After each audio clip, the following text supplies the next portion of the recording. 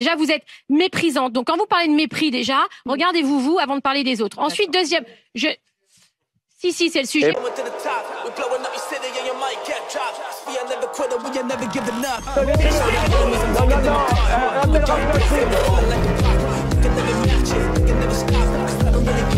Vous fumez, monsieur. Le football, il a changé. Oui. Peut-être.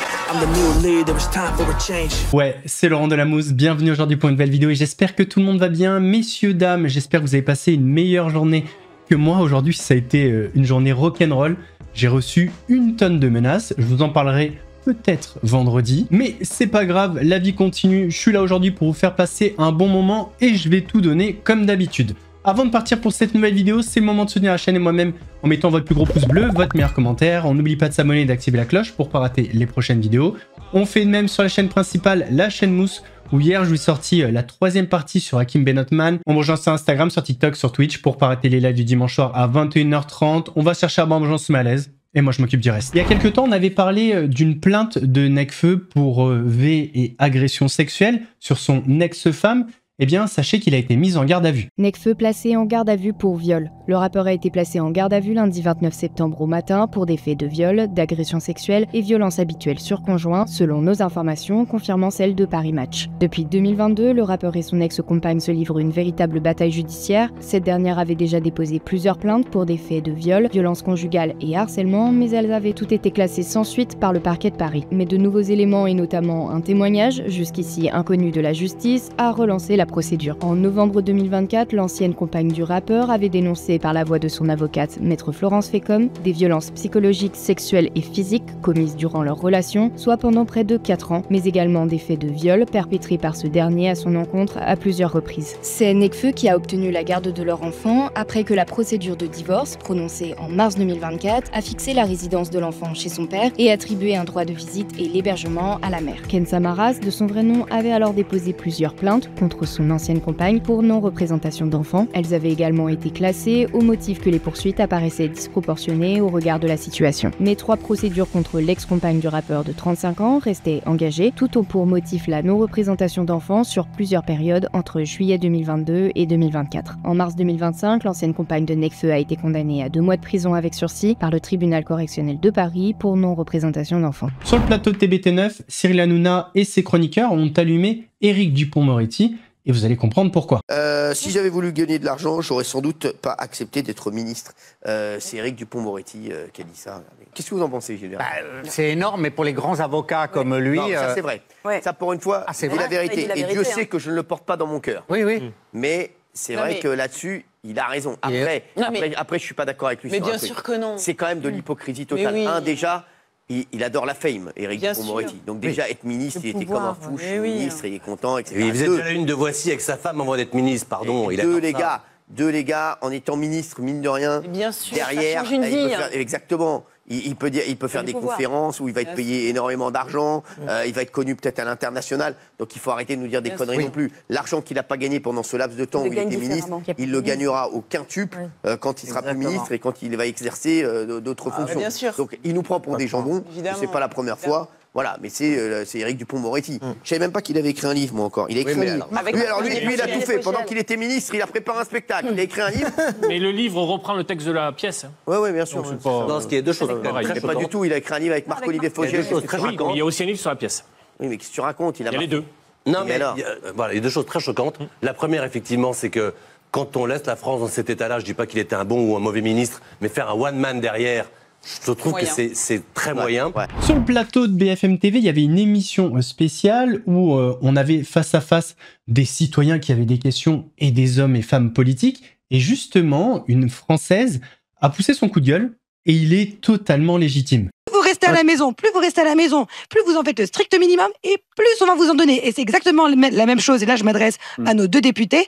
Vous ne donnez pas le bon exemple. Quand on a une affaire pour corruption, pour détournement de fonds publics, vous ne montrez pas l'exemple, vous nous demandez d'être exemplaires, de continuer à bosser, de mettre la tête dedans, de foncer, vous ne faites rien dans notre sens. Je suis désolée, la plupart, on en a discuté tout à l'heure, la plupart d'entre nous, on est déçus de vous dans l'ensemble. Et peu importe ce que je pense, peu importe ce que je vote, car je continuerai de voter jusqu'à ce que mort s'en suive. En revanche, votre débat qui sont constamment entre tu as fait ça mal, tu as fait ça mal, il n'y en a aucun de vous qui donne des réactions et des solutions concrètes. Vous faites un ping-pong pour savoir qui de plus va avoir ses électeurs, mais au final, à l'Assemblée nationale, vous n'êtes pas capable de vous mettre d'accord pour une loi. Même si vous êtes d'accord avec elle, par principe, c'est Titi qui l'a pondue, donc c'est pas Lulu qui va la voter.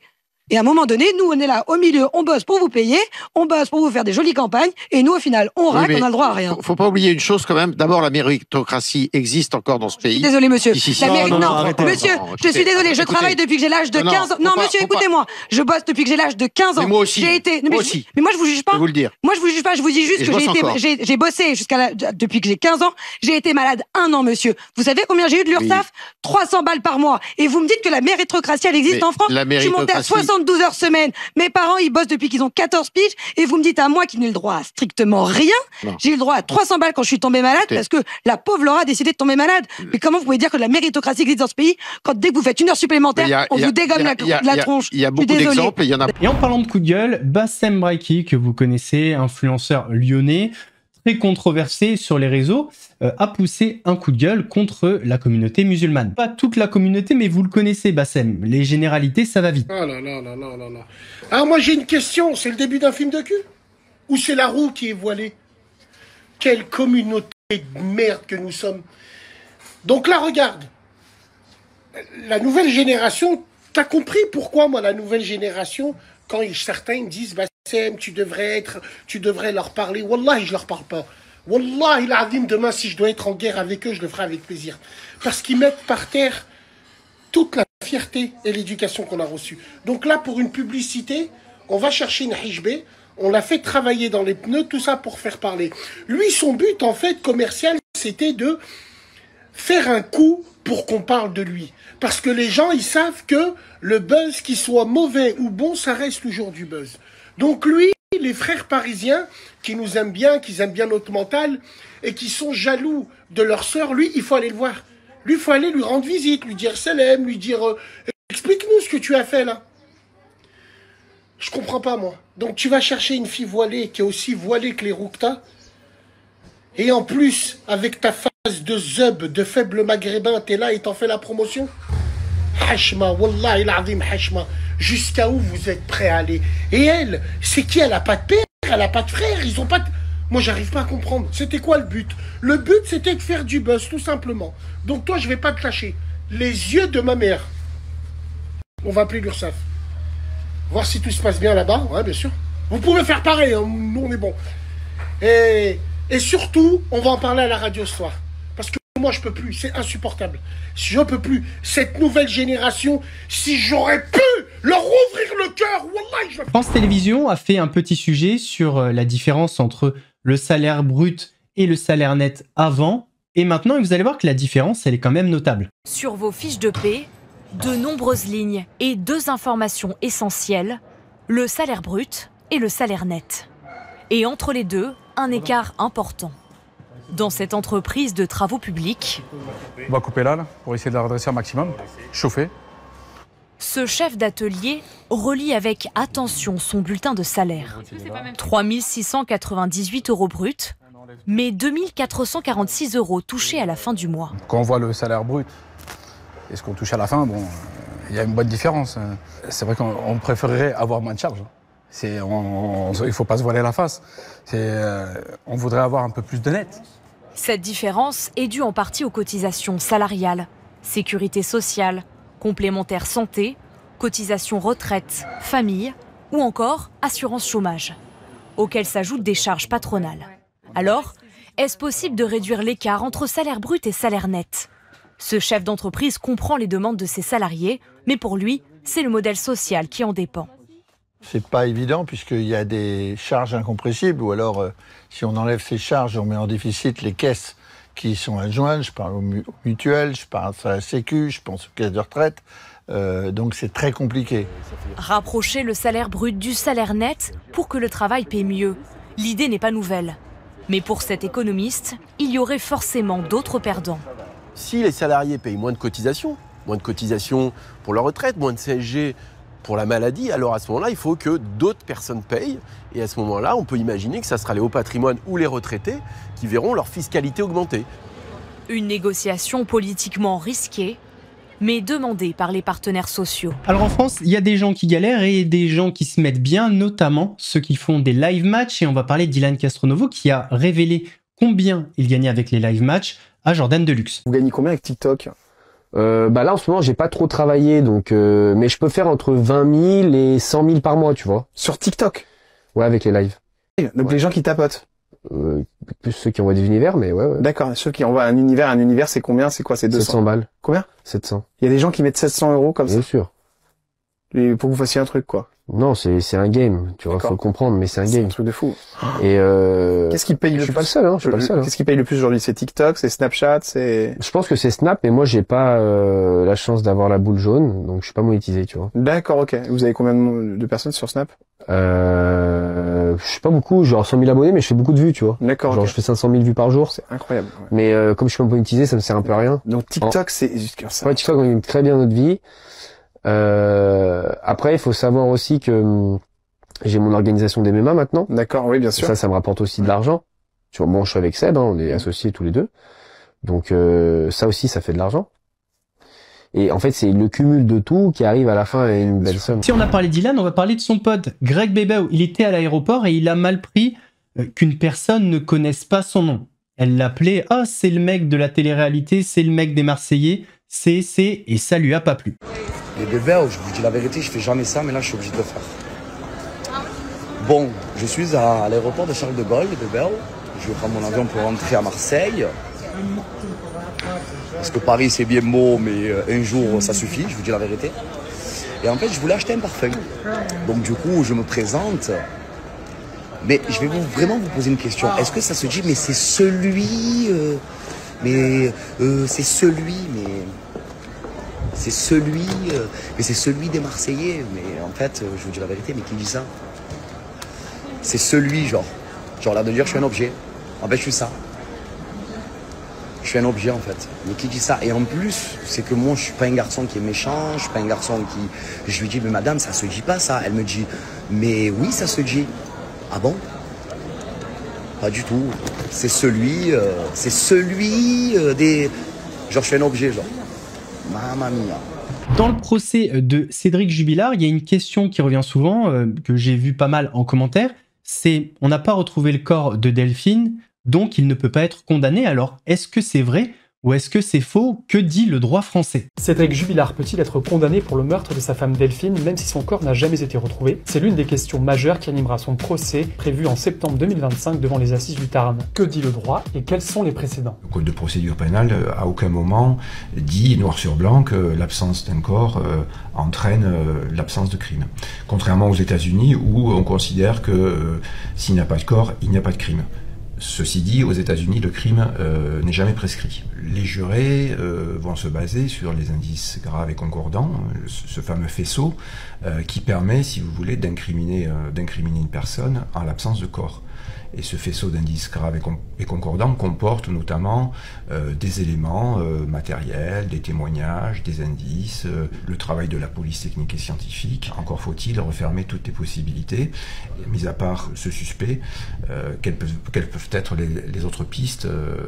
Une fois ces pistes refermées, évidemment, s'il n'y a que lui, ça constitue déjà une base solide. En Occitanie, 2 affaires similaires ont été jugées ces dernières années. Après 3 procès, Guéric Géano a été définitivement condamné à 30 ans de réclusion pour le meurtre de la Tarnaise Amandine Estrabot à Castres en 2013. Son corps n'a jamais été retrouvé, aucune preuve formelle, mais un alibi démonté par les enquêteurs et des témoignages à charge. Mais l'affaire Viguier survenue à Toulouse en l'an 2000 est un contre-exemple. Le professeur de droit Jacques Viguier a été jugé 2 fois pour le meurtre de sa femme Suzanne, disparue une nuit d'hiver. Son cadavre n'a jamais été découvert. Jacques avait un mobile potentiel, le couple allait divorcer, mais il avait aussi un alibi et aucune preuve irréfutable contre lui. La justice l'a acquitté 2 fois. Pour l'accusation, l'absence de corps est une fragilité indéniable, parce qu'on ne saura jamais les circonstances, comment la victime a été tuée, où est son corps, qu'est-ce qui s'est passé. C'est tout un pan du scénario, bien sûr, qui échappe à l'accusation. Mais cela dit, il y a d'autres éléments sur la balance. Alors Cédric Jubilard peut-il être condamné pour le meurtre de sa femme Delphine, même si son corps n'a jamais été retrouvé? Ça sera aux jurés d'en décider. Ils se forgeront une intime conviction et ils décideront de le condamner ou pas à partir de leur intime conviction. Il y a un créateur de contenu qui s'appelle Hashmi, il était pote avec Nasdaq, on en avait déjà parlé. Il organise des concepts comme la Hashmi House, en fait c'est une maison, il met pas mal d'influenceurs. C'est un truc pour les jeunes, bon bref, là il a organisé un espèce de showcase de concert où des participants de la Hashmi House se sont clashés en musique, comme des battles de rap. À un moment donné, il a pris le micro et il a dit dédicace à la Palestine. Et ça, c'est des propos qui ont beaucoup choqué, dont Adé Laurent, qui même s'il est critiqué, eh bien sur ce point-là, on peut pas lui donner tort. Grosse dédicace à la Palestine.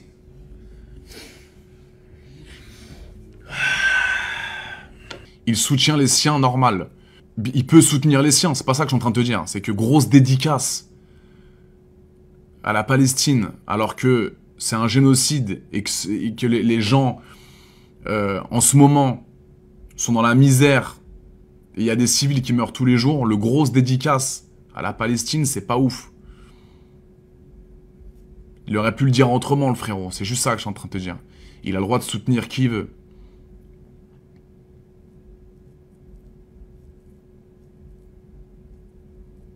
C'est dans ce sens-là. Il soutient les siens, normal. Il peut soutenir les siens, c'est pas ça que je suis en train de te dire. C'est que grosse dédicace à la Palestine, alors que c'est un génocide et que les gens... Grosse dédicace. On va terminer sur l'échange très tendu entre Magali Berda et une auto-entrepreneuse sur le plateau de BFM. C'est la même émission que tout à l'heure, émission spéciale, sauf que là, ça a un petit peu dégénéré entre les deux femmes. Magali Berda, ici présente, chef d'entreprise, influenceuse et animatrice radio sur Sud Radio, j'ai oublié de le dire, a enflammé ce forum en expliquant, pour résumer, qu'il serait temps pour le bien de la France que les jeunes, comment vous l'avez dit? Vous prenez le micro? Moi, je réagissais, je disais que les jeunes, il faut les éduquer au travail. Voilà. Les études, c'est top, etc., très important. Mais l'école de la vie, pour moi, c'est une vraie école. Vous l'avez dit de manière plus imagée. Un peu plus... Ouais, en disant que les jeunes devaient se sortir, bref. Ah oui. Mais bref, Rosa Méziane voulait vous répondre.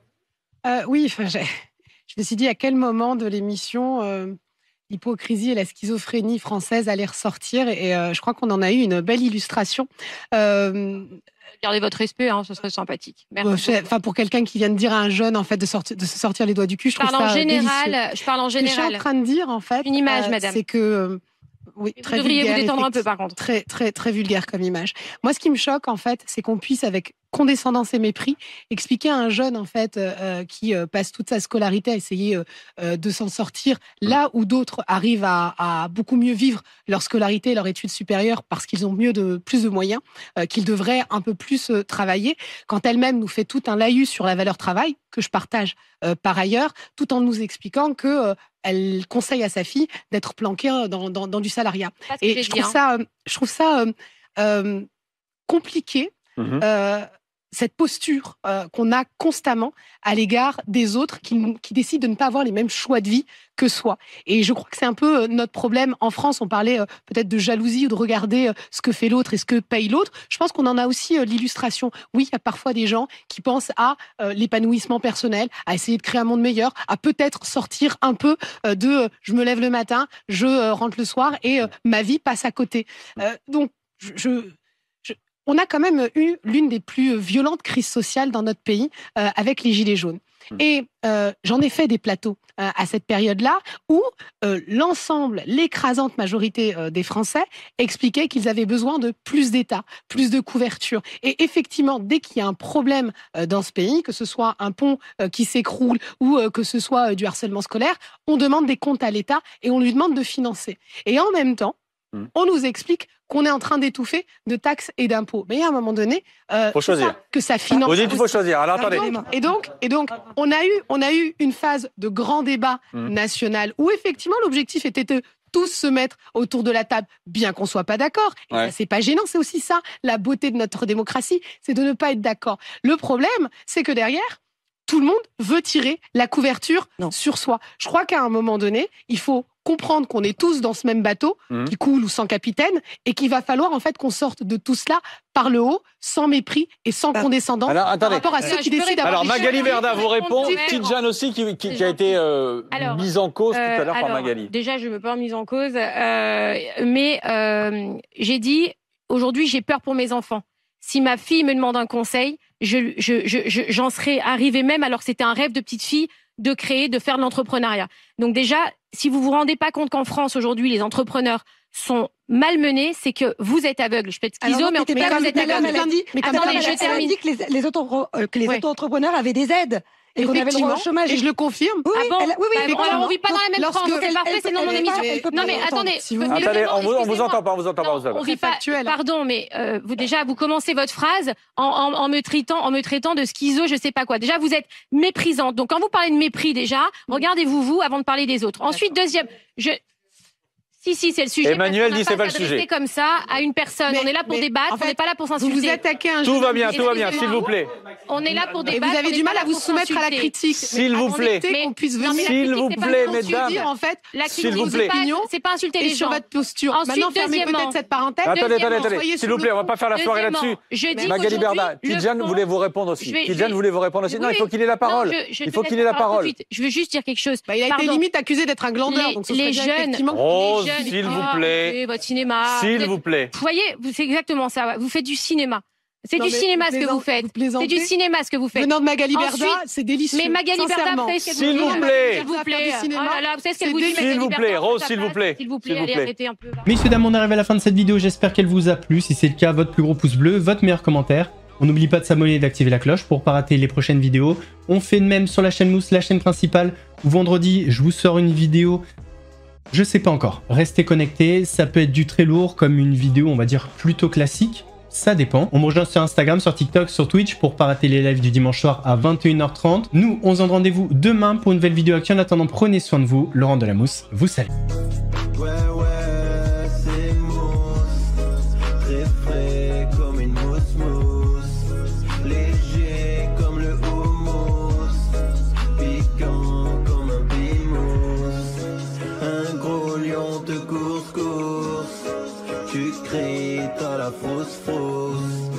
J'arrive à la rescousse. Regarde, ouais, c'est moi.